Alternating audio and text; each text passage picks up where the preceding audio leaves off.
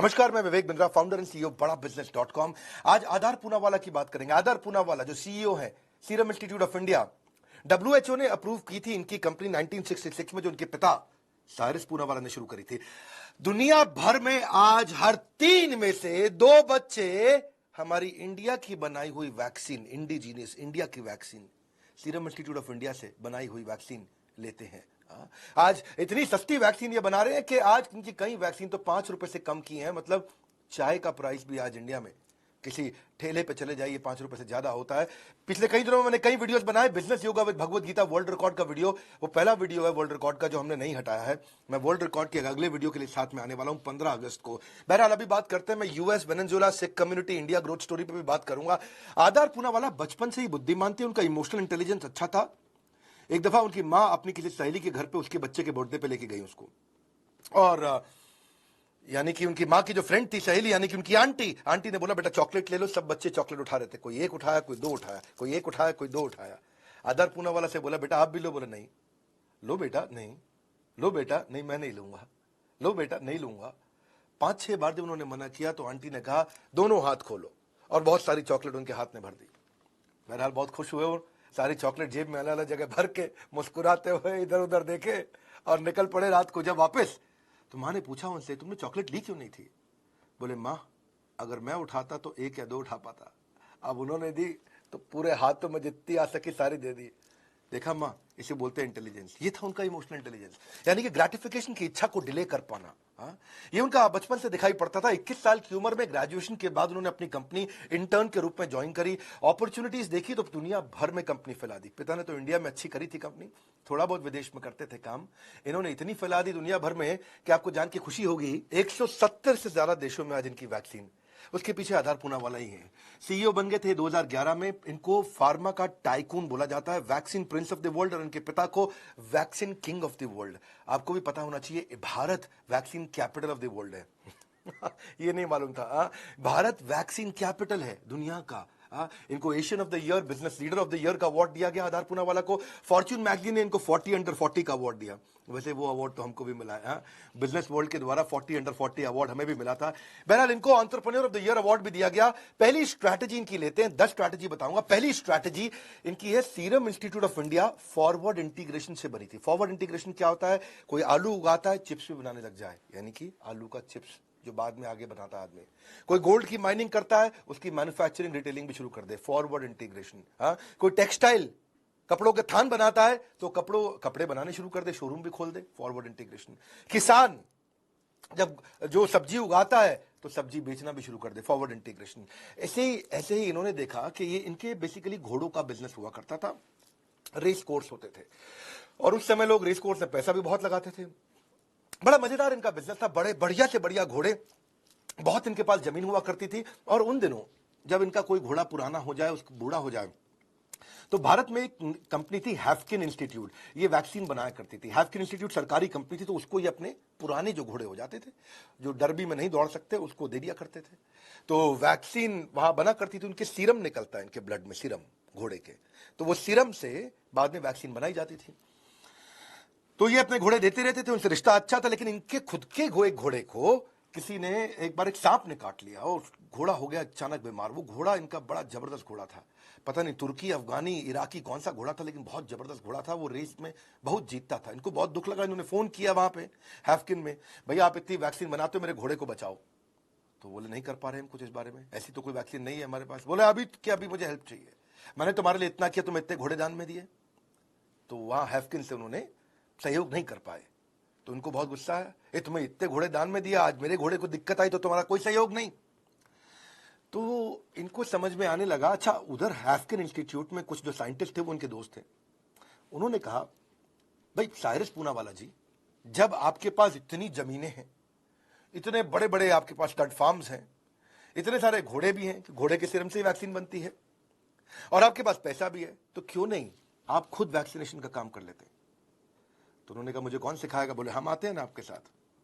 वहां उनको आइडिया लगा कि अब लोग घोड़े पर ट्रैवल नहीं करते, गाड़ियां आने लगी है, बाइक्स आने लगी हैं, अब लोग राजदूत, जानदार सवारी, तो अब उन्हें लगा कि लोग घोड़े पे नहीं जाएंगे। तो इसलिए उन्होंने कहा जमाना बदल रहा है, तो क्यों ना वैक्सीन के काम में जाएं। पहले उन्होंने गाड़ियों का भी एक बिजनेस शुरू किया था। जैगवार हाई एंड गाड़ियां हुआ करती थी, उसके प्रोटोटाइप को लेके उसको बढ़िया सा उसको कस्टमाइज करके उसको अमीर लोगों को बेचते थे, लेकिन अब अमीर लोग लिमिटेड थे दुनिया भर में। तो उन्होंने कहा कि वैक्सीन का धंधा अच्छा है, लाखों लोगों को वैक्सीन लगेगा और उसमें लाखों में अगर चवन्नियां कमा लें तो बहुत कमा लेंगे। पूरा रुपया कमाना मुश्किल है, लेकिन 8 चवन्नियां कमाना आसान है, समझ रहे हैं आप। तो इन्होंने फिर अपना घोड़ों के बिजनेस को कम किया और वहां से इन्होंने सीरम इंस्टीट्यूट की शुरुआत करी। 10 साइंटिस्ट इन्होंने हैफकिन से हायर किए और उसके बाद क्योंकि घोड़े इनके पास थे तो उसी के सीरम से वैक्सीन बनाने लगे और एंटी टेटनम सीरम इन्होंने बनाया पहली बार। वहां से एंटी टेटनस सीरम की बहुत जरूरत पड़ी। एंटी टेटनस क्यों? क्योंकि उस समय इंडो चाइना वॉर भी हुआ था, गोलियां लगा करती थी, तो उस समय कोई भी लोहे से टकरा जाए, कुछ ऐसा चोट लग जाए तो टेटनस का इंजेक्शन लगा करता था। तो उनका टेटनस का इंजेक्शन इंडिया में बहुत चला, इन्होंने बनाया। इंडो चाइना वॉर में कहीं किसी को गोली छू जाए लोहे की तो वहां टेटनस का इंजेक्शन तुरंत चाहिए रहता है। फिर उन्होंने मीजल्स के ऊपर, ट्यूबरक्लोसिस पे, डीटीपी पे, पेडियाट्रिक जो बच्चे होते हैं छोटे 7 साल के, उनको डीटीपी की वैक्सीन लगती है।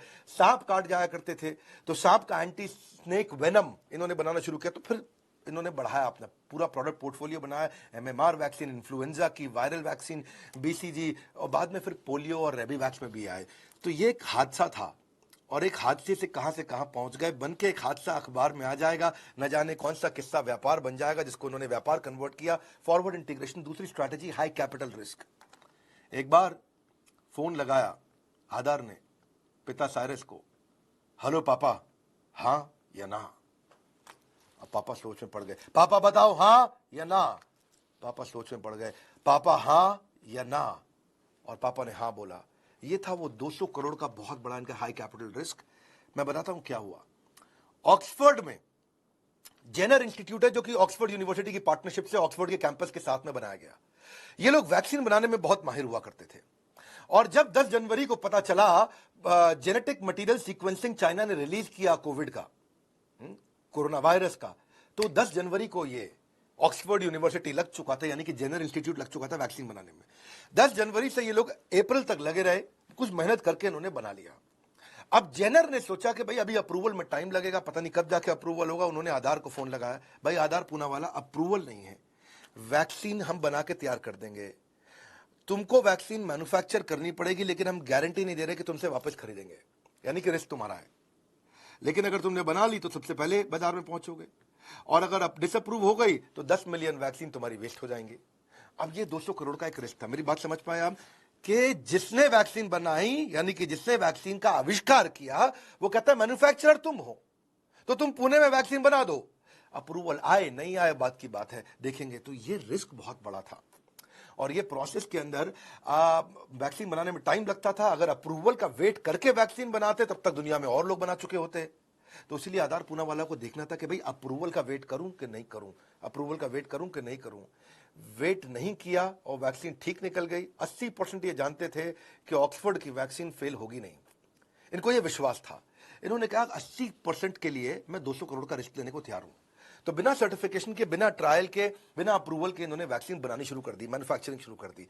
जब तक ट्रायल के बाद अप्रूवल मिला तब तक दुनिया में पहली वैक्सीन कौन सी आई थी? कोवैक्सीन नहीं थी, रशिया की नहीं थी, अमेरिका की नहीं थी। पहली वैक्सीन हमारे भारत की कोविशील्ड थी जो पूरी दुनिया में पहुंची थी। वही तो एस्ट्राजेनेका है जो पूरी दुनिया में जानते हैं, जिसको भारत में हम लोग कोविशील्ड बोलते हैं। पिता ने आत्मविश्वास देखा बेटे में और उन्होंने रिस्क लेने को तैयार हो गए। सीरम इंस्टीट्यूट ने सितंबर 2020 में ही 5 करोड़ वैक्सीन तैयार कर ली थी। जनवरी में जब बांटने के समय आया तो सबसे पहले दुनिया में सबसे तेज मैन्युफैक्चरिंग करके आगे बढ़े। आधार की सबसे अच्छी क्वालिटी यही है कि ये विजन अच्छा रखते हैं। तीसरी बात, सोल्यूशन ओरिएंटेड अप्रोच। ये ऐसी अप्रोच है इनकी कि पोलियो की महामारी दुनिया भर में फैल रही थी 1930s, 40s और 50s में। जब 50s में बहुत ज्यादा फैल गई तो यूएस के जो प्रेसिडेंट थे फ्रैंकलिन रूजवेल्ट, उन्होंने कहा कि भाई अब धावा बोलो पोलियो पे, फटाफट इसकी वैक्सीन तैयार करो। और इन्होंने इंजेक्शन की वैक्सीन उस समय तैयार करी। 1961 में ओरल वैक्सीन भी तैयार कर दी अमेरिका ने। और जब ओरल वैक्सीन तैयार करी तो उन्होंने राइट्स अपने पास कुछ डेवलप्ड नेशंस के पास रखे। बोलो जो डेवलपिंग और अंडर डेवलप्ड नेशन है, यानी कि जो गरीब देश हैं, उनको इंजेक्शन लगाने दो, और जो हम अमीर देश हैं वो हम ड्रॉप से 2 बूंद जिंदगी की, अमिताभ बच्चन कहते थे, तो हम लोग वही चलाएंगे। हाँ, और तो साइरस पूनावाला को ये बात नहीं जमी। इन्होंने यूएस में और डब्ल्यूएचओ में कुछ चिट्ठियां लिखनी शुरू करी और बातचीत करी। बोला कि देखो, कम से कम भारत जैसे देश और जो बहुत बड़े देश हैं, वहां पे एक तो क्या है, आपको सिरिंज भी बनानी है और शीशी जिसके अंदर दवाई होती है वो भी बनानी है, उसको तोड़ेंगे फिर दवाई निकालेंगे फिर लगाएंगे। बोले थोड़ा ये है, इसकी मैन्युफैक्चरिंग कॉस्ट ज्यादा है, इसमें वेस्टेज भी ज्यादा है, क्योंकि आपको सिरिंज का भी डिस्पोजल करना होगा। इसके अलावा इसको स्टोरेज करने के लिए ज्यादा जगह चाहिए, इसका लॉजिस्टिक्स ज्यादा परेशानी करने वाला, इनकन्वीनियंट है, टाइम बहुत ज्यादा लग जाता है। और सबसे बड़ी बात है कि इंजेक्शन लगाने के लिए ट्रेन स्टाफ चाहिए। बूंद तो कोई भी आएगा, कोई भी पिता माँ दादा दादी, कोई भी टपक टपक 2 बूंद डाली, काम हो गया। उनको समझाए, और इनकी मतलब यही असर था कि 84-85 के बाद सीरम इंस्टीट्यूट ऑफ इंडिया, सारिस पूनावाला ने मैनेज किया डब्ल्यूएचओ को कन्विंस करने में कि ओरल वैक्सीन ही इंडिया में चाहिए होगी। ये इनकी पहली जीत थी। और बाद में जब इंडिया में एक कैंपेन बहुत तेज हुआ, बिल गेट्स के साथ, रोटरी के साथ में, रोटरी ने इंडिया में बहुत काम किया, और तब डब्ल्यूएचओ को और यूनिसेफ को इनकी फिर से याद आई। इन्होंने कहा कि देखो, 2 बूंद जिंदगी की जो हम बना रहे हैं इंडिया के अंदर, उसमें कमी पड़ रही है, तुम भी आ जाओ, हमारे साथ लग जाओ। तब 2012 के बाद पहली बार इंडिया में इन्होंने इसके बाद फिर ड्रॉप्स को मैन्युफैक्चर करनी शुरू करी। इसकी सारी शॉर्टफॉल को उन्होंने मैनेज किया। प्रॉफिट मार्जिन अपने नेग्लिजिबल रखे थे इन्होंने। पूनावाला का स्ट्रॉन्ग सेंस रहता है बड़ी चुनौतियों को स्वीकार करने का हमेशा। हाई स्पीड मैन्युफैक्चरिंग 2013 में इन्होंने करी, और 2014 के अंदर भारत को पोलियो फ्री डिक्लेयर कर दिया गया। असली लीडर वही होता है जो अपने विजन को हकीकत बना दे। Clarify your vision and plan with precision, ये इनकी खास बात रही है सीरम इंस्टीट्यूट ऑफ इंडिया। चौथा, बिजनेस को बकेट्स में कन्वर्ट कर दिया। बिजनेस आइडिया समझिएगा जरा, सीखने को बहुत मिलेगा आपको उसमें, क्योंकि दुनिया की सबसे बड़ी कैसे बनी, बिजनेस बकेट्स बना दिए इन्होंने। एक बिजनेस बकेट उन्होंने बनाया इमरजेंसी वैक्सीन का, और दूसरा बनाया हाई डिमांड वैक्सीन का। इमरजेंसी वैक्सीन की हमेशा जरूरत नहीं पड़ती, जब कोई महामारी आ जाए, पैंडेमिक आ जाए, एपिडेमिक आ जाए, तब उसकी जरूरत पड़ती है। और हाई डिमांड वैक्सीन वो है जिसकी हमेशा जरूरत पड़ती रहती है। 2 बकेट बना दिया। इमरजेंसी वैक्सीनेशन में क्या करते हैं, प्रिपरेशन इज द सोल्यूशन, यानी कि ये चाहते हैं कि reaching first will reaping trust. Reaching first is equal to reaping trust. क्या मतलब हुआ इसका, कि भाई मैं ऐसा करता हूं, जो इमरजेंसी 10 तरह की सिलेक्ट कर ली कि ये महामारी दुनिया में कहीं ना कहीं आ ही जाती है, ये वाली एपिडेमिक या कोई ना कोई पेंडेमिक दुनिया में कहीं ना कहीं आ ही जाता है, तो ऐसा करते हैं, इस तरह की 10 बीमारियों की दवाइयां 2 करोड़ 5 करोड़ डोज बना करके 3 साल का स्टॉक मेंटेन करते हैं अपने पास में, ताकि जहां पे भी बीमारी आ जाए वहां सबसे पहले बीमारी में ये 50 लाख, 1 करोड़, 2 करोड़, 5 करोड़ दवाई लेकर के पहली फ्लाइट से फटाक पहुंच जाए। वहां जाके प्रधानमंत्री से, वहां के राष्ट्रपति से, वहां के देशवासियों से अपनी रिश्तेदारी बनाते हैं उनके साथ में उनको, क्योंकि ये कहते हैं कि भाई जब भी ऐसी तकलीफ आए, सबसे पहले इस तकलीफ को सॉल्व करने के लिए हम पहुंचे। तो उन्होंने बिजनेस का एक सेक्शन बनाया हुआ है इमरजेंसी वैक्सीन का, और ये वो सेक्शन है जहां पे ये 2 साल, 3 साल, 4 साल के लिए स्टोर कर लेते हैं दवाई। कहीं ना कहीं इमरजेंसी आई जाएगी, वहां दवाई लेकर सबसे पहले पहुंचते हैं। इसीलिए रीचिंग फर्स्ट, सबसे पहले पहुंचना, रीपिंग ट्रस्ट, उससे इनका विश्वास बढ़ता है। और विश्वास इतना बड़ा कि अगली बार जब बिजनेस की जरूरत पड़ती है तो भारत के सीरम इंस्टीट्यूट ऑफ इंडिया को ही बिजनेस दिया जाता है। ऐसे इनके बढ़िया कोल्ड स्टोरेज उसी हिसाब से उन्होंने बनाए, जहां -20 डिग्री की जरूरत है तो वहां -30 और -50 तक का इन्होंने अरेंजमेंट करके रखा। स्टोरेज ओवरफिल हो तो उसको भी मैनेज कर जाए। वैक्सीन को शॉर्ट नोटिस में इसीलिए दे पाते थे। लेकिन दूसरी तरफ था अगला बकेट, हाई डिमांड वैक्सीन। इसकी डिमांड हमेशा ही रहती है, तो हाई डिमांड वैक्सीन में ये स्टॉक रोटेशन पे काम करते हैं। स्टॉक बनता जाए, मूव करता जाए, बनता जाए, मूव करता जाए। उसमें तो ये बिल्कुल भी स्टॉक करने की जरूरत ही नहीं समझते। उसमें क्या करते हैं, अब क्योंकि हायर स्टॉक रोटेशन है तो ये सही रेट पे दे पाते हैं, कम मार्जिन रखने के बावजूद भी वॉल्यूम बहुत ज्यादा बनाते हैं। वॉल्यूम मतलब क्या हुआ, 1.5 बिलियन डोजेस ये हर साल बना रहे हैं 170 देशों में देने के लिए। देखिए, हर आदमी जीरो से शुरू करता है, all of us start from zero, but we take the right decision to become real hero. तो ये एक विशेष साइकिल था, जो विशेष सर्कल को उन्होंने अचीव ऐसे किया, एक तरफ हाई डिमांड, एक तरफ इमरजेंसी। हाई डिमांड और इमरजेंसी दोनों के कॉम्बिनेशन में डिवाइड किया इन्होंने। इमारत चाहे कितनी भी बड़ी क्यों ना हो, उसकी शुरुआत छोटी सी ईंट से ही शुरू होती है, और छोटी छोटी ईंट से आज इन्होंने इमारत इतनी बड़ी बना ली। इनका एक केपीआई, 5वीं स्ट्रैटेजी, रिजेक्शन रेट देखते हैं, कम से कम रखते हैं। इनका केपीआई, की परफॉर्मेंस इंडिकेटर क्या, रिजेक्शन रेट, कि भाई मैं जब वैक्सीन बनाऊं तो ऐसी बनाऊं कि मेरी वैक्सीन कभी रिजेक्ट ना हो, बस रिजेक्ट ना हो, हर टेस्ट को पास कर जाए, हर स्ट्रिंजेंट से डिफिकल्ट टेस्ट को पार कर जाए। जो उससे क्या होगा, इनकी ओवरहेड कॉस्ट कम रहेगी। ओवरहेड कॉस्ट कम है तो लो कॉस्ट ऑफ प्रोडक्शन होगा, लो कॉस्ट ऑफ प्रोडक्शन है, और अगर कमिटेड मैन पावर होगी, डेडिकेटेड लॉयल स्टाफ होगा, और बेस्ट मशीन्स रखेंगे, और छोटी से छोटी स्मॉलेस्ट अनवांटेड पार्टिकल भी अंदर घुसने नहीं देते, रिजेक्शन रेट को कंट्रोल में रखते हैं, हर समय चेक करते हैं रिजेक्शन रेट क्या है, रिजेक्शन रेट क्या है, रिजेक्शन रेट क्या है। वो क्वालिटी मेंटेन करने के कारण इनकी एक्सेप्टेबिलिटी दुनिया में बढ़ती गई, वहां से इन्होंने बिजनेस को बहुत बड़ा किया। और देखिए हुआ ये कि इसी कारण ये अपनी कॉस्ट को भी कंट्रोल में रख सके। जो फाइजर है, फाइजर ने जब अपना वैक्सीन लॉन्च किया तो $20 का लॉन्च किया, मॉडर्ना ने $25 का लॉन्च किया, लेकिन एस्ट्राजेनिका यानी कि यही वाली हमारी वैक्सीन ये $2 में आई। जॉनसन एंड जॉनसन भी $10 ले रहा था, रशिया की स्पुतनिक भी $10 ले रहा था, और बाकी सारे भी कोई सस्ती नहीं थी, $15-16 की वैक्सीन थी सारी की सारी। पर हमारी ही वैक्सीन थी जो $2 की लॉन्च करी गई, यानी कि ₹150 से शुरू हुई थी। आज जो उनकी जिस रेट पे सरकार को देते थे ₹150 में, अब अगर उसको बढ़ा भी लें तो भी ये दुनिया से सस्ती वैक्सीन पड़ा करती थी, इसलिए भारत में हम वैक्सीन को जल्दी लगा भी पाए। इनकी छठी strategy economies of scale and scope. Economies of scale and scope क्या होता है? ये उसके लिए क्या करते हैं, ऑफ पेटेंटेड मेडिसिन बनाते हैं। ऑफ पेटेंट का मतलब क्या हुआ, 10 साल का अगर पेटेंट किसी ने ले लिया तो 11वें साल पे उस मेडिसिन को बनाना शुरू करते हैं। जब पेटेंट खत्म हो जाता है तो वो सस्ती हो जाती है। स्टैंडर्डाइज रिपीटेटिव प्रोसेस से उस पेटेंट की कॉस्ट खत्म होने से इनको कॉस्ट एडवांटेज मिलता है, और कॉस्ट एडवांटेज से सस्ती बनाते हैं, कॉस्ट पर यूनिट कम होता है, इसीलिए बहुत बड़े स्केल पे बनाते हैं। इकोनॉमीज ऑफ स्केल का मतलब ही यही है। इकोनॉमीज ऑफ स्केल इंडिकेट करता है कि फर्म ने इतना बड़ा साइज ग्रो कर लिया है, इतनी एफिशिएंट हो गई है कि उनकी आज जो पर यूनिट कॉस्ट है, जो यूनिट इकोनॉमिक्स है, यानी कि एक दवाई की कॉस्ट बहुत नीचे आ जाती है। जिसके लिए टेक्नोलॉजी का इस्तेमाल करते हैं, स्पेशलाइज्ड लेबर, बल्क में माल खरीदते हैं, रॉ मटेरियल, और फाइनेंशियल मैनेजमेंट और नेटवर्क का अच्छा इस्तेमाल करते हैं। इकोनॉमी ऑफ स्केल समझो ऐसे होता है कि जैसे आपने एक वीडियो गेम बना ली, एक वीडियो गेम बनाने में अगर आपका 10 करोड़ रुपया लगा, लेकिन अब उस वीडियो गेम को आप डुप्लीकेट करते हो सबको बेचने के लिए, तो एक वीडियो गेम 10 करोड़ का पड़ा, 2 बना दी तो 5 करोड़ का पड़ा, आपने 4 बना दी तो 2.5 करोड़ का पड़ा, और लाखों लोगों को वीडियो गेम बेच दी, तो सोचो पर यूनिट कॉस्ट कितनी कम हो जाती है। जितने बड़े स्केल में बेचते हैं पर यूनिट कॉस्ट अपने आप कम हो जाती है, क्योंकि वीडियो गेम बनाने की कॉस्ट एक बार आई। इसी तरह से ये भी अपने बिजनेस को ऐसे करते हैं कि पर यूनिट कॉस्ट इनकी कम हो जाए और स्केल बहुत बड़ा हो जाए। तो जितने भी डेवलपिंग और अंडर डेवलप्ड नेशन है, सबसे ज्यादा जगह पे इन्हीं की वैक्सीन चलती है। इन्होंने ज्यादा से ज्यादा अच्छा, दूसरी तरफ इकोनॉमीज ऑफ स्कोप भी होता है। Unit cost to produce a product will decline, यानी कि एक आइटम को बनाने में जो कॉस्ट आती है वो कम हो जाती है। क्यों? क्योंकि जैसे उसकी जैसी वैरायटी प्रोडक्ट भी आप वहीं पे उसी प्लांट पे बनाना शुरू कर देते हो, क्योंकि आप सारे के सारे जो प्लांट के जितने भी सपोर्ट डिपार्टमेंट्स थे उनका जॉइंट यूटिलाइजेशन करते हो उस नए प्रोडक्ट को बनाने में, है कि नहीं?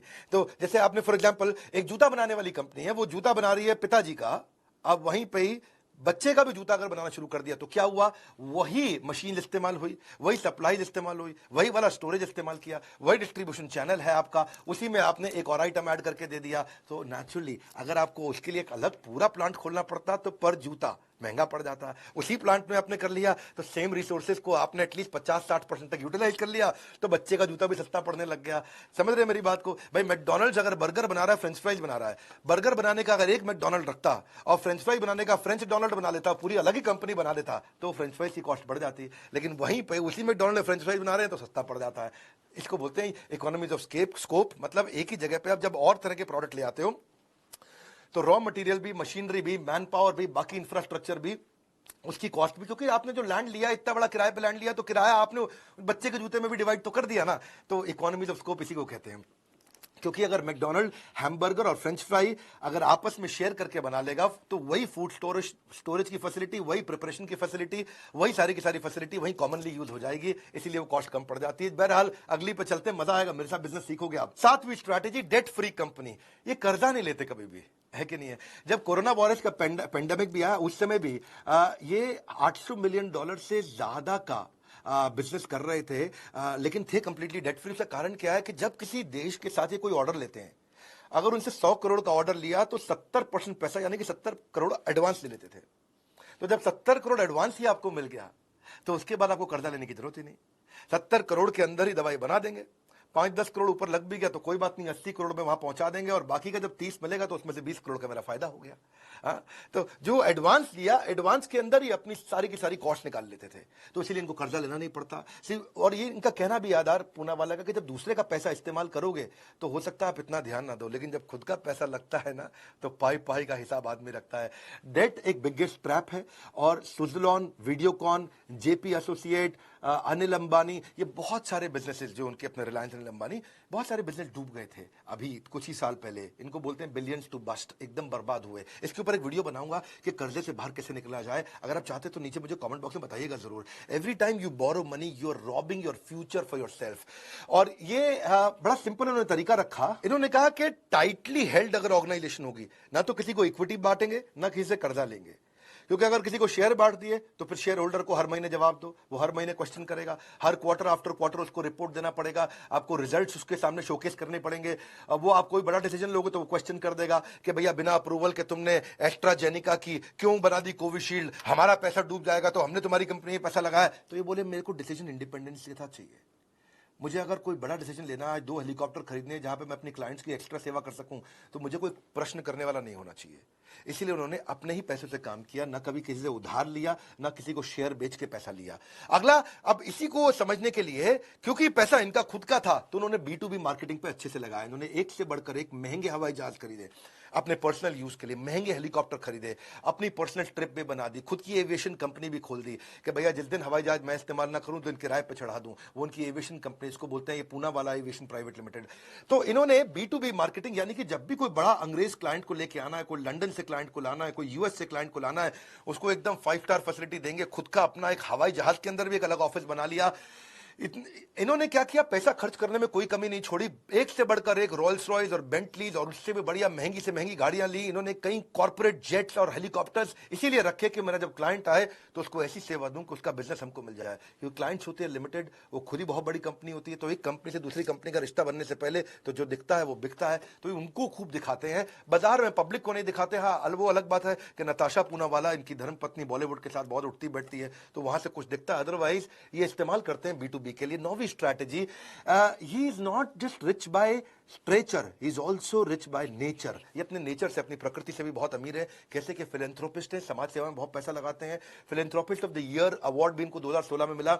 CSR यानी कि कॉर्पोरेट सोशल रिस्पॉन्सिबिलिटी, समाज के प्रति जो जिम्मेदारी, उसको बड़ा अच्छे से निभाते हैं। क्लीन सिटी इनिशिएटिव इन्होंने बहुत लिए, 100 करोड़ रुपए इन्होंने उस पर खर्च किया। इन्होंने एक विलू पूनावाला, जो उनकी माँ थी, उनके नाम पे भी एक मेमोरियल हॉस्पिटल खोला, जहां पे इन्होंने बहुत लोगों का इलाज कराया। और उसमें इन्होंने लेप्रेसी पे, जो कि कोड हो जाता है, जो लेपर्स होते हैं, क्योंकि इनके बाहर भी इनके यहाँ पे लेप्रेसी से ग्रसित एक भिक्षुक था वहां पे, एक जो मतलब जो बेगर होता है, उसको देख करके उन्होंने सोचा कि मेरे को लेप्रेसी रिहैबिलिटेशन सेंटर भी बनाना चाहिए। मास इम्यूनाइजेशन पे उन्होंने बहुत काम किया। ऐसे ऐसे देशों को उन्होंने दवाइयां मुफ्त में दी हैं, जो कि बहुत ही गरीब देश हुआ करते थे, छोटे लाओ डेमोक्रेटिक रिपब्लिक, या खैर हमारे बाजू में नेपाल में भी उन्होंने बहुत मदद करी है, सब फ्री वैक्सीन सप्लाई करी है, मोबाइल हेल्थ केयर और पानी की सफाई पर उन्होंने बहुत काम किया। 2 मिलियन लीटर वाटर रोज देते हैं, जिसको 10 मिलियन लीटर वाटर पुणे को साफ देने वाले हैं पीने के लिए। ये कहते हैं कि education can be a game changer for the under privilege. तो high school, English medium school, international schools भी इन्होंने बनाए, जहां पे गांव के अंदर स्कूल्स बनाए जहां फैसिलिटी नहीं है, टॉयलेट की फैसिलिटी नहीं है। क्वालिटी ऑफ लाइफ इंप्रूव करना चाहते हैं कि फ्लाईओवर्स बनाना, ब्रिजेस बनवाना, सड़कों को चौड़ा करना, टॉयलेट बनाना। ग्रीन इनिशिएटिव्स उन्होंने बहुत लिए, जो भी विंड पावर जनरेशन किया, वाटर कंजर्वेशन के प्रोजेक्ट्स इन्होंने किए, तो काफी काम इन्होंने किया। इनके अपने प्लांट में भी आग लगी थी, इनके अपने प्लांट में आग लगी, 5 लोगों का देहांत भी हो गया। और तब की बात है जब ये जनवरी में कोविशील्ड बना रहे थे, बहुत स्पीड से बनाना था, उस समय सब ब्रेक लग गया, बहुत तकलीफ हुई, लेकिन बाउंस बैक किया इन्होंने। जिन 5 लोगों का देहांत हुआ उस आग में जल के, उनको तो इन्होंने 25-25 लाख रुपए का कॉम्पेंसेशन भी दिया, खुद का 1000 करोड़ का नुकसान भी सहा, और वापस पूरी स्पीड के साथ सप्लाई को फिर से बिल्ड किया और सप्लाई को लेके पहुंचे। परफॉर्मेंस ओरिएंटेड है 10वीं स्ट्रैटेजी। ये बहुत ज्यादा पढ़ाई लिखाई में बिलीव नहीं करते, इंटर्न बन करके बड़े हुए हैं अपनी कंपनी के अंदर। ये केवल एक ग्रेजुएट है, और हार्वर्ड से ग्रेजुएट भी नहीं है, कॉमर्स ग्रेजुएट है। और इनके पिता ने इनको बोला कि अब तुम्हारे को जो है ना, जो लर्निंग चाहिए, वो लर्निंग क्लासरूम लर्निंग नहीं, बेड साइड लर्निंग। जैसे नारायण हृदयालय हॉस्पिटल के जो चेयरमैन है, वो क्या कहते हैं कि एक होता है क्लासरूम में बैठ के सीखना, और एक है अस्पताल में बेड के पेशेंट के साइड में खड़े होकर सीखना। उसमें सीखने को ज्यादा मिलता है। किताब में पढ़ के गाड़ी कैसे चलाते हैं सीखना मुश्किल है, गाड़ी चला के गाड़ी चलाना सीखना जरा आसान है। तो उन्होंने यही कहा कि मैं कंपनी में नीचे से शुरू करूंगा, और इनके पिता ने इनको इंटर्न बनाया, सबसे जूनियर, और फैक्ट्री से चालू किया, और धीरे धीरे एग्जीक्यूटिव होते होते होते ये CEO बने। तो वहीं से लर्निंग लेकर के आए। इनके लीडरशिप का स्टाइल भी ऐसा है कि ये बहुत लंबा समय नॉन परफॉर्मेंस टॉलरेट नहीं करते हैं। इनके बड़े इनिशिएटिव्स रहे ऐसे कि 50 पैरासाइट एम्प्लॉयज थे इनके CEO बनने से पहले, जो पिता इनके ऊपर चिल्लाते रहते थे। वो 50 ऐसे एम्प्लॉय थे जो कोई काम नहीं करना, हर बात में उल्टा एक्सक्यूज दे देना, कोई ना कोई कहानी सुना देना, लेट आना ऑफिस में, सही डिसीजन ना ले पाना, काम को खराब कर देना, और पिता चिल्लाते रहते थे लेकिन निकालते नहीं थे। ये आए, इन्होंने परफॉर्मेंस मैनेजमेंट सिस्टम PMS अपने HR के साथ इंप्लीमेंट किया, ऑर्गेनाइजेशन वाइड इंप्लीमेंट किया और पीएमएस इंप्लीमेंट करने के बाद उन 50 एम्प्लॉयज को एक एक करके निकाल दिया।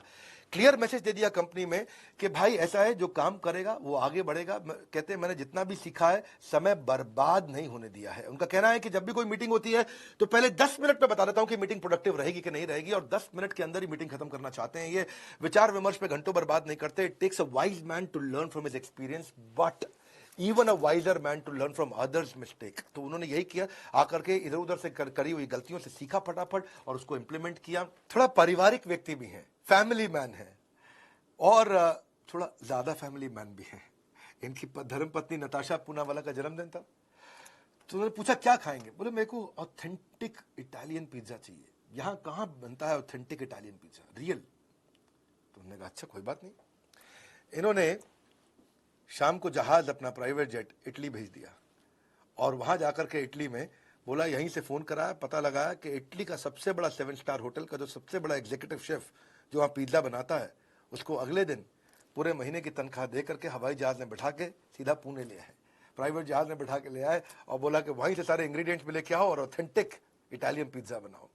कई लोग इस बात को लेकर नाराज भी हो सकते हैं कि बीवी का बर्थडे है, पिज्जा खाने के लिए इटली से मंगाया जा रहा है पिज्जा और पिज्जा बनाने वाले को बुलाया जा रहा है, इतना पैसा गरीबों में बांट देते हैं। और कई लोग इसको ऐसे भी देखेंगे कि इनका पत्नी के प्रति प्रेम इतना है कि किसी भी हद तक जाने को तैयार है।